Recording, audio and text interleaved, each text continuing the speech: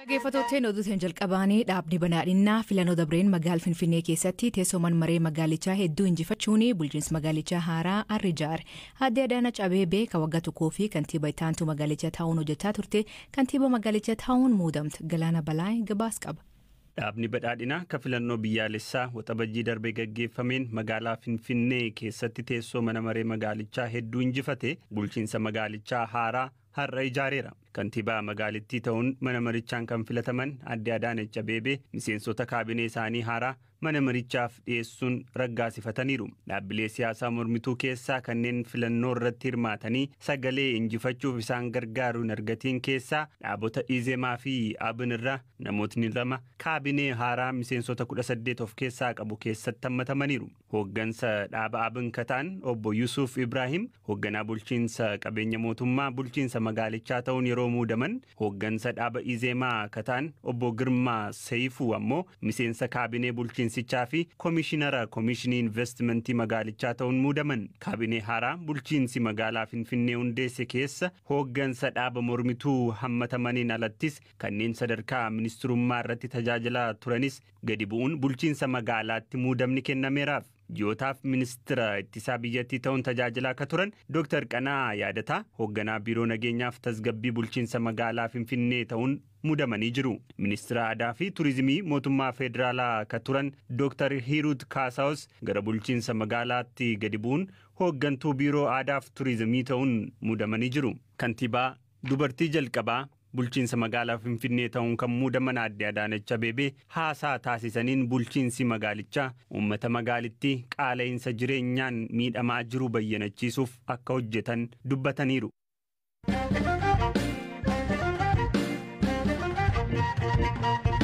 Naannoo Benishaangul Gumuz godina Matakal ana dibaaxii keessatti haleellaa milishtoonni naannoo Amaaraa guyyaa ayyaana masqalaa raawwataman jedhameen namoonni 5 ajjeefamuu fi hedduun baqachuu jiraatonni himan.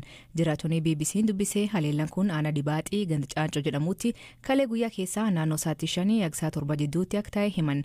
Haleellaan kun yeroo raawwatu naannicha akka ture ka dubbatu obbo Abdiisa Gurmuu haleellaa raawwachuun dura akeekkachiisa kennanii turanii jedhu. Eeyyee naannoo sana jirra turre utuu ayyaana masqalaa kabajachaa jirru lafti nagaadhaan utuma jirru dhufanii dhukaasa nurratti banan. Achi booda namoota baay'ee nu jalaa miidhanii mana keessatti illee namoota baay'ee nu jalaa gubanii namootiin umuriin baay'ee deeman baqatanii ba'anii baqachuu hin dandeenye namootiin dhukkubsatanii jiran namoota baay'ee nu jalaati miidhanii kaleessa. Warri dhukaasa banu warra kamii? Eeyyee miliishota naannoo Amaaraatii dhufanidha.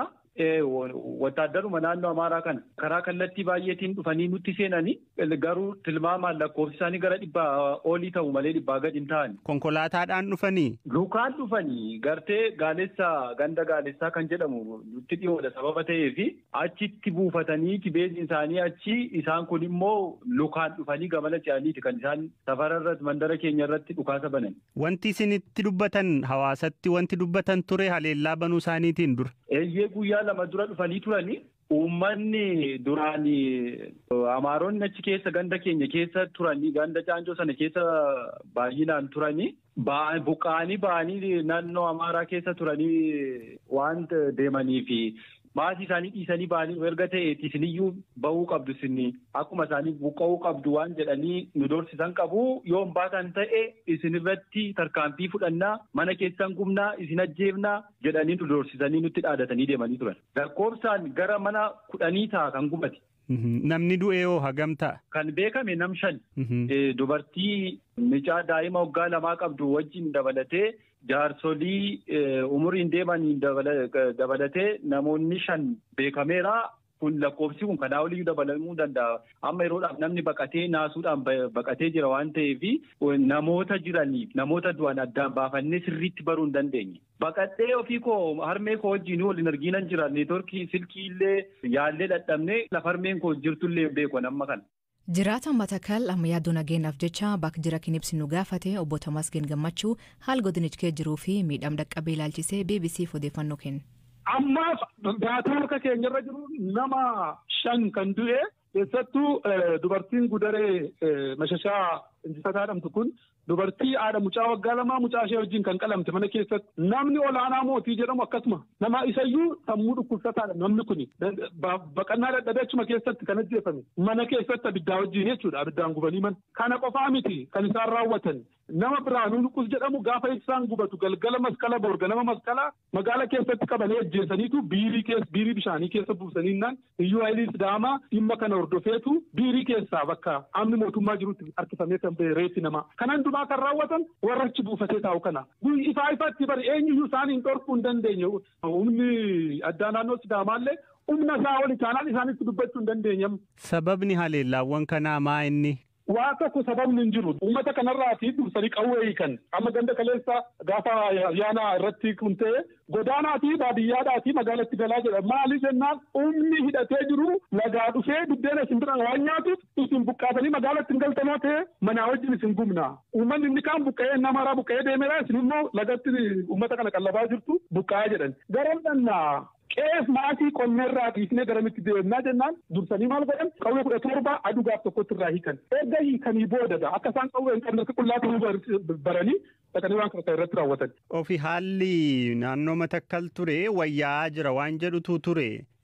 Dhuguma wayyoon tureeraa? Raayyaan ittisa biyyaa ofiisaa tasgabbeessee isaaniinis itti deebisee qubachiisee nama gara magaalaatti namni dhufee taa'ee bakka jirutti nagaa jireenya jalqabee ture. Kan warra gumbi kan dubbatu hin jiru iyyuu malee taatee tafa maskalaa guyyaa lama dura gandoota gumbii seenanii akkasuma akka Oromoo irratti godhan ganda Angitook jedhamu daangaa Amaaraarra kan jiru guutuu mandara sanaas kan isaan gubanii barbadeessan obbolaan lamaan kan akka Jaanee Bahus, Habtaamuu Bahus, Esaaqii Maanguuf, Zibee Farradee, Zeezee Kiwii, Wufit Gidim kan jedhaman isaan kun gunzoonni kun mana isaanii keessatti qe'ee isaanii keessatti kan isaan cafacafanii fixan. Namoota lafa buqqisanii barbadeessuutti kan bobba'an malee nagaa kabachiisaa hin jiran hin jedhan. Haleellaa jiraatonni BBC'tti kan ilaalchise hoogganaa kominikeeshinii mootummaa naannoo Beenishaangul Gumuz Kataan obbo Mallasee Bayyaanaaf bilbilaan haleellaa kana ilaalchise odeeffannoo akka hin qabnee fi yeroo qulqulleeffatan ibsa nuu kennuu him. Haleellaa kanaa fi qaam jiraatonni milishaa naannoo Amaaraa himataniifis naannoo Amaaraa irra deebii argachuuf yaalii goonee hin milkoofne.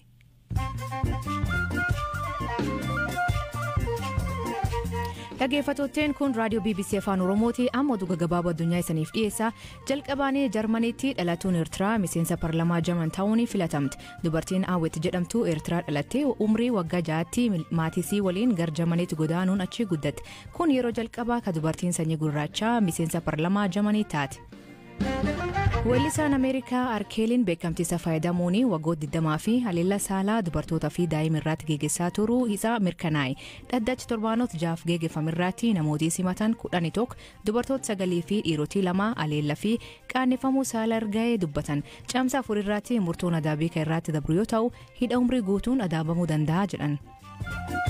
Mootummaa Naayijeeriyaa paaspoortii namoota 2,000 olii waggaa tokkoof dhaabuu ibsite. Namoonni kunneen biyya larra dhufuun qajeelfama koronaa ittisuuf ka'anii cabsuu himan. Akka seera biyyattiitti namoonni biyya larra dhufan guyyoota 14 fi namoota irraa addaan ba'uu qaban. Liqeen Chaayinaa kan mootummaan Zambiyaa qabdu biliyoon 6.6 ol ta'uu qorannoon haaraan agarsiifte. Asiin dura Zambiyaan liqee biliyoon 3.4 ta'uu qabu himte. Haa ta'u malee pireezidantiin haaraan Haayikaandee Hichileeman mootummaa qabeen hin qabne dhaalee jechuun BBC'tti hime ture.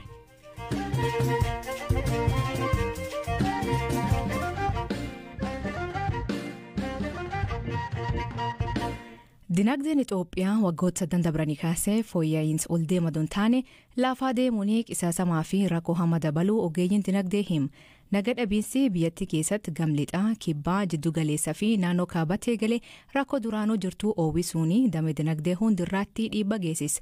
Faalii jabaan falamuu baannanii beelii hamaan kamuu caalu biyyattiitti dhufuu hin oolu jedha hayyuun saayinsii dinagdee Dr. Guutuu Teessoo.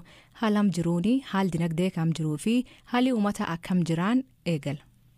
Qaala'insi jireenyaa seenaa Itoophiyaa keessatti hamma ol ka'ee hin beekne ol ka'eetti jira. Umurii waggaa takkaa keessatti persentii 500, 300, 60 ol ka'eetti jira. Kan mootummaan itti amanee fudhatee naannoo persentii 40 fi naannoo sanatti qaala'insi jireenyaa akka jiru iyyuu mootummaan amanee fudhateetti jira jechaadha. Persentii 40 jechaan dinagdee kam keessattiyyuu fudhatama kan hin qabneen infleeshin yookaan gatii dabaluu kan jedhu yoo xiqqaate dabil dijiitii galuun irra hin jiru. Kun egaan bu'aa rakkoo dinagdeen Itoophiyaa maal keessa akka jirtuu fi qisaasama akkamii keessa akka jirtu kan mul'isudha jechuudha. Irra jireessi uummata keenya harki 85 hanga harka 90 kallattiidhaan qonnatti hirkata. Qonni kun immoo amma gaanoo keessumatti ganna kana Tigraay guutummaa guutuutti qonna hin qabu. Walloon kaabii qonna hin qabu. Gondar kaabii qonna hin qabu. Kan akka Wallaggaaf Beenishaangul kan kibba Itoophiyaallee akkasuma kan gara Gujiis gara Booranaas ta'uu rakkoo baay'ee hamaadhaaf rakkisaa ta'e keessa haadha kan inni jiru egaanii ammas beelli mul'achaa jira. Ka qonnaa ala jiru hojii daldalaa hojii industiriiti.